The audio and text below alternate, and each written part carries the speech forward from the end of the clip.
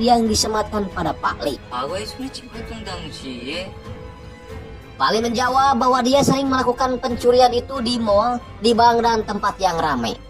Karena Pak Li tidak pernah tertangkap basah saat mencuri, maka dia dijuluki sebagai si tangan gaib atau kokon monongen menurut istilah bahasa Cinanya. Dalam artian kalau Pak Li ingin mencuri uang yang lebih banyak, kenapa dia tidak mencuri di tempat-tempat tersebut dan malah di WC, apalagi dengan julukan si tangan gaib? Apa mungkin dia bisa ketahuan oleh seseorang yang sedang mabuk? Jaksa Baik kemudian menyinggung Pak Li yang kedapatan mencuri dengan tangan kiri yang mungkin saja bukan keahliannya. Akhirnya dia ketahuan. Ji-hun kemudian menyuruh Pak Li untuk menjelaskan kenapa tangan kanannya bisa terluka. Pak Li menjawab bahwa dia sengaja melukai tangan kanannya sebagai bukti dan janji pada keluarganya bahwa dia tidak akan mencuri lagi.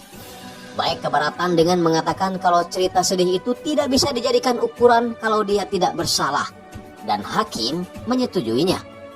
Seketika Pak Li marah-marah dengan mengatakan kalau orang-orang di sini sejak awal sudah tidak mempercayainya dan mencap dia sebagai seorang pencuri karena masa lalunya.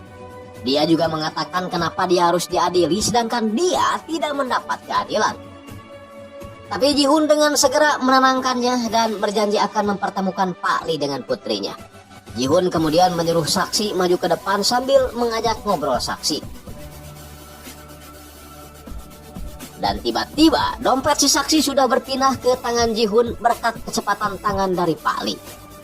Ji-hun sengaja melakukan itu untuk membuktikan betapa hebatnya Pak Li dalam mencuri, dan kalau Pak Li berniat mencuri, dia tidak mungkin ketahuan apalagi oleh seseorang yang sedang mabuk. Penjelasan Ji-hun itu benar-benar membuat semua orang yang ada di sana kagum. Termasuk kakeknya Jaksa Baik yang langsung menyuruh anak buahnya untuk mencari tahu di mana alamat Ji-hun. Singkat cerita, persidangan itu pun dimenangkan oleh Pak Li karena jaksa tidak bisa menampilkan bukti kuat atas tuduhannya. Pak Li menangis dan mengucapkan terima kasih pada Ji-hun. Di luar, Jaksa Baik memberi ucapan selamat pada Ji-hun karena berhasil mengalahkannya di persidangan.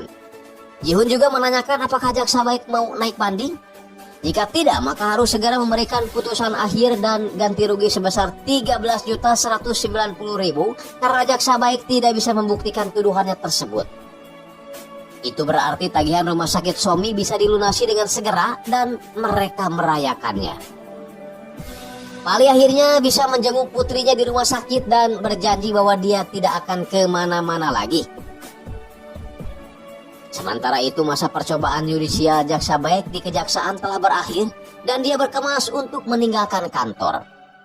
Hye-jin mengapresiasi kinerja Baik selama dia magang di kejaksaan dan memberi apresiasi tentang Baik yang tidak mengajukan banding dan lebih memilih mengakui kekalahan.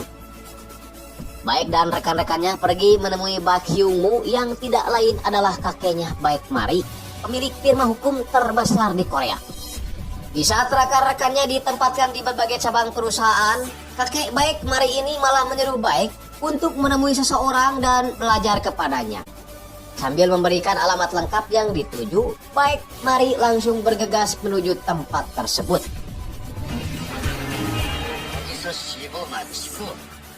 Baik sudah tiba di tempat yang dimaksud, tapi kelihatannya tidak ada orang di tempat itu.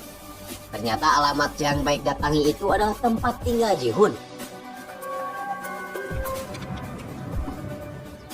Mereka mengira kalau Baik adalah anak dari yang punya kontrakan yang akan menagih uang sewa, makanya mereka